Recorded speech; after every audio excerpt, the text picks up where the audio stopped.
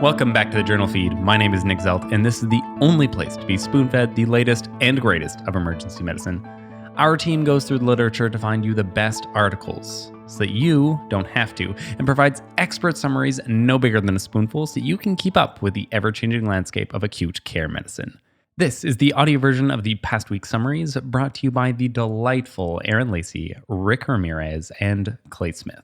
Our first article is titled Ultrasound to Detect Central Venous Catheter Placement Associated Complications, a multi-center diagnostic accuracy study out of the Journal of Anesthesiology. So as it stands, after placing a central venous catheter, a chest x-ray is the study of choice to check position and look for complications. But wouldn't ultrasound do just as well? This was a prospective study of post-op ICU patients, which included 758 central venous catheter placements.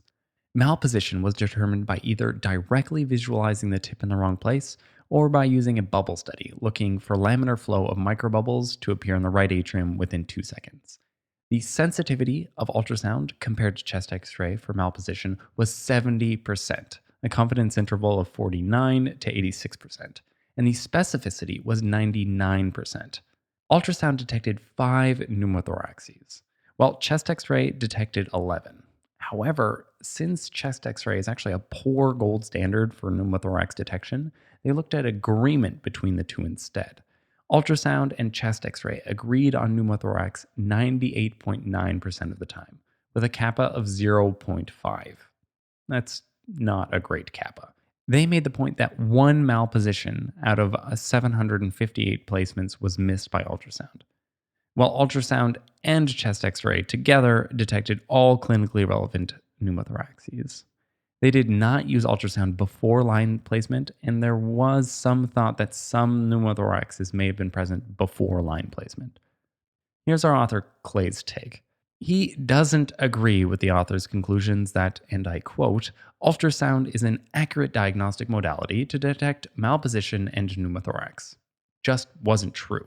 A test with a sensitivity of 70% is not a good screening tool. In a spoonful, ultrasound was not sensitive for detecting internal jugular or subclavian venous catheter malposition, but was comparable to chest x-ray for detecting pneumothorax. The rest of the articles this week are going to kind of run on a theme as we pit interosseous IO versus intravenous IV delivery method for medications in out-of-hospital cardiac arrest head to head. So the next article is titled Interosseous versus Intravenous Administration of Adrenaline in Patients with Out-of-Hospital Cardiac Arrest, a secondary analysis of the Paramedic 2 placebo-controlled trial out of the Journal for Intensive Care Medicine. I know, and I know that you know, the literature is back and forth on giving epi in out-of-hospital cardiac arrest, but the Paramedic 2 trial showed an increase in survival at 30 days in those who received epi versus placebo. Does the route matter, though? Specifically, IV versus IO we're looking at. And this is important implications for good pre-hospital protocols. This was a secondary analysis of the Paramedic 2 data comparing outcomes when given either epi or placebo via IV or IO lines.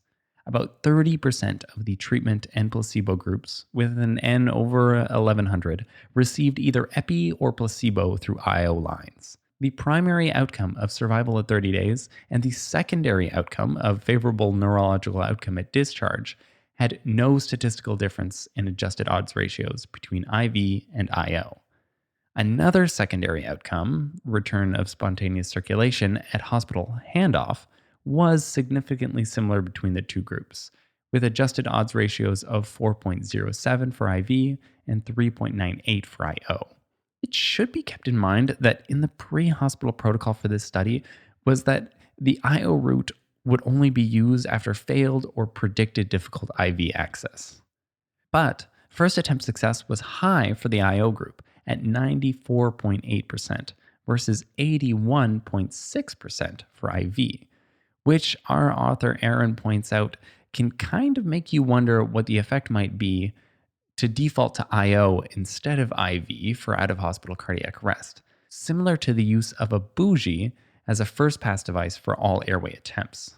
In a spoonful, for patients who suffered out of hospital cardiac arrest, there was no significant difference in the administration of epi or placebo via IO or IV on return of spontaneous circulation at hospital handover.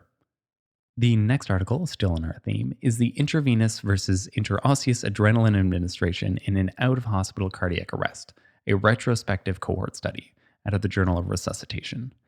The 2018 ACLS guidelines say that either IV or IO epinephrine can be given, treating them as interchangeable throughout the algorithm. What we just saw from the Paramedic 2 data was that there was no difference between IO and IV epi administration on return of spontaneous circulation. But what's science without repetition? This was a retrospective study of almost 36,000 out of hospital cardiac arrest patients from the Resuscitation Outcomes Consortium Arrest Registry from 2011 to 2015. Of these patients, 78% received epi-IV, and the remaining 8,000 patients received it via IO. There were differences between the groups. For example, more patients who got IV epi had bystander witnessed arrest and shockable rhythm. But statistically adjusting for this and other confounders, IV epi came out on top for 3 key outcomes. Those being return of spontaneous circulation with an adjusted odds ratio of 1.37, survival to discharge with an adjusted odds ratio of 1.27, and survival with favorable neurological outcomes with an adjusted odds ratio of 1.85. Propensity matching was also done with 5,700 of the patients, which were well matched for everything except for vascular access, and the result was similar, thus supporting the previous findings as well. Benefits were present in both shockable and non-shockable rhythms. These results appear quite compelling, but we know that no statistical maneuvers can adjust for all confounders, and only an RCT can truly answer this question. But that being said, the association was still found, and it may be advisable to use IV lines first if you can get it. In a spoonful, in a cohort of out-of-hospital cardiac arrest patients, administration of IV epinephrine as opposed to IO epinephrine was associated with improved return of spontaneous circulation, survival to discharge, and survival with favorable neurological outcome. Our fourth paper is titled Survival After Intravenous versus Interosseous Amiodarone, Lidocaine, or Placebo in an Out-of-Hospital Shock Refractory Cardiac Arrest, out of the Journal of Circulation. We've already mentioned it today. Getting IV access can be hard. The American Heart Association recommends attempting IO and delivering medications through this route if IV fails. However, comparing these two routes for the administration of antiarrhythmics and comparing patient survival and intact neurological status has never been previously studied. This study was a pre-specified analysis of the Resuscitation Outcomes Consortium Amiodarone, Lidocaine, or Placebo study, shortened to ROC-ALPS, trial comparing differences in IV or IO route on the survival to discharge in adults with out-of-hospital cardiac arrest due to shock refractory VFib or pulseless VTAC, who are randomly assigned by the EMS personnel to either amiodarone, lidocaine, or placebo. Of the 3,019 patients studied, 661 received their medications via the IO route. Overall hospital discharge survival rates were 23%. Now, compared with placebo, discharge survival was significantly higher in those who received IV amiodarone, with an adjusted risk ratio of 1.26, and also true of IV lidocaine, with an adjusted risk ratio of 1.21. However, for the same outcome of discharge survival, this was found to be unchanged in recipients of amiodarone or lidocaine through the IO route compared with placebo. IV administration of amiodarone also produced a significantly increased rate of survival with improved neurological outcome at discharge over placebo, with an adjusted risk ratio of 1.24. IV lidocaine just not making the cut for statistical significance in this measure. But when you compare the two routes directly, IV versus IO, there is no statistical differences for any drug for any outcome. In a spoonful, for patients with out-of-hospital cardiac arrest, both amiodarone and lidocaine, when compared with placebo, significantly improved survival to hospital discharge when given via the IV route compared with IO. Now, for our fifth summary, rather than another article summary, our last topic is actually a wrap up of our little duel between IV and IO. IO is a quick way to get access in a code, faster than IV, and with a better first pass success. But physiologically, IV makes more sense for drug delivery. But does that pan out? First, we saw no differences between IV and IO for epi from the analysis of the Paramedic 2 trial.